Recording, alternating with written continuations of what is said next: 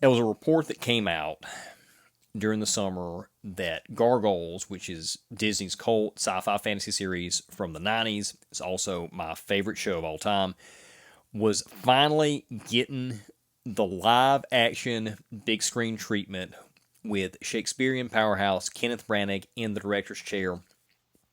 We covered this on the show. On paper, it sounded great. I was cautiously excited. Well, apparently, not only will Kenneth Branagh not be involved at all, he's not directing, he's not producing anything, but the live action reboot won't be a movie, but instead will be a Disney Plus series produced by horror guru James Wan. And like I said, I was initially cautiously optimistic when the report first came out. Now I am not excited at all and wish they would just leave well enough alone.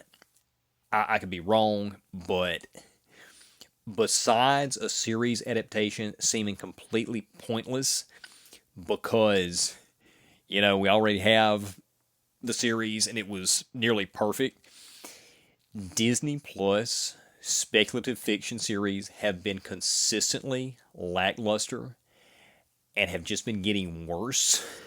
They debuted strong with The Mandalorian Season 1.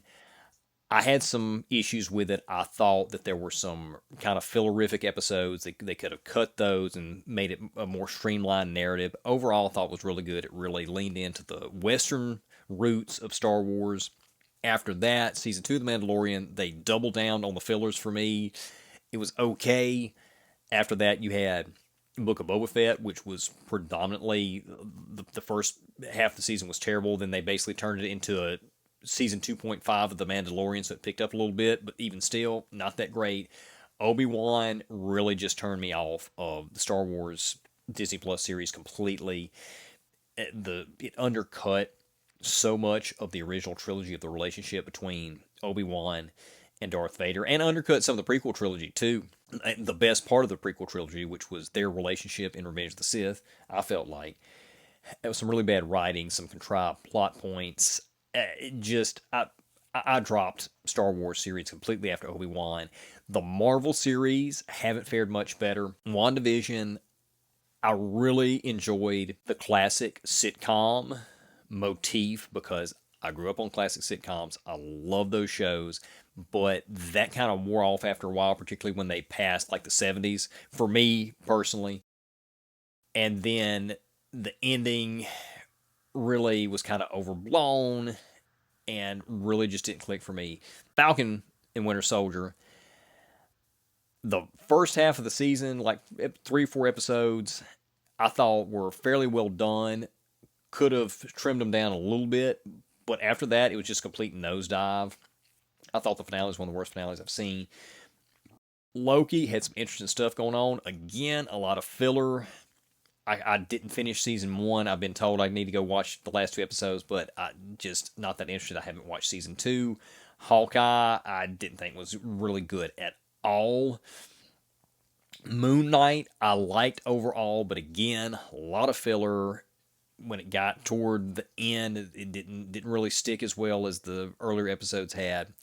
So I just don't have much hope for them being able to pull this off. Plus, with James Wan, I know he's dabbled in other aspects of the speculative fiction genre.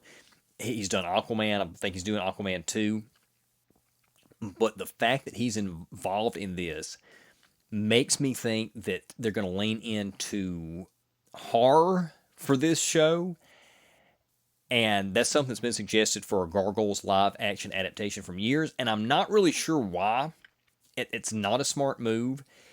Because, yeah, even though the stars of the show, the main characters, are these monstrous winged creatures, any fan or anybody that's watched the show for any length of time will tell you the story doesn't lend itself to horror. Sci-fi, sure. Fantasy, absolutely. Shakespearean drama, 100%, which is why I was so stoked that Kenneth Branagh was going to be involved or might be involved.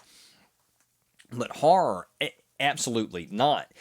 So that makes me think automatically that if James Wan's involved, it makes me think they're leaning hard. And if they're leaning hard, it makes me think they don't get the property. I also don't see them shelling out the bucks necessary to do the story justice, because the original, you had, first of all, the creatures, you're going to need some heavy practical effects and probably some CG, at least for the flying sequences. But in addition to the fantasy stuff that's going to require some practical effects and some CG, it takes place in 2 timelines. So you've got 1,000 years ago and then today, or if they said it in the 90s, which I really don't even see how you can separate Gargoyles from the 90s, because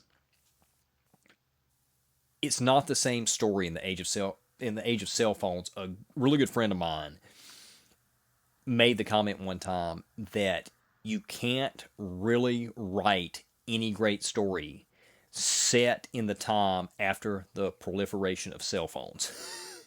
Because everybody can talk to everybody. Everybody can film everything. So you have to come up with contrivances to work around that to make a really, really great story. So regardless of when it's set, if it's anything like the original series, there is a lot of technology, a lot of sci-fi technology, high-tech gear, armor, all that. It's going to take a high budget to make it look realistic. I don't see them shelling out that for an unproven reboot of a 30-year-old animated series property for Disney Plus.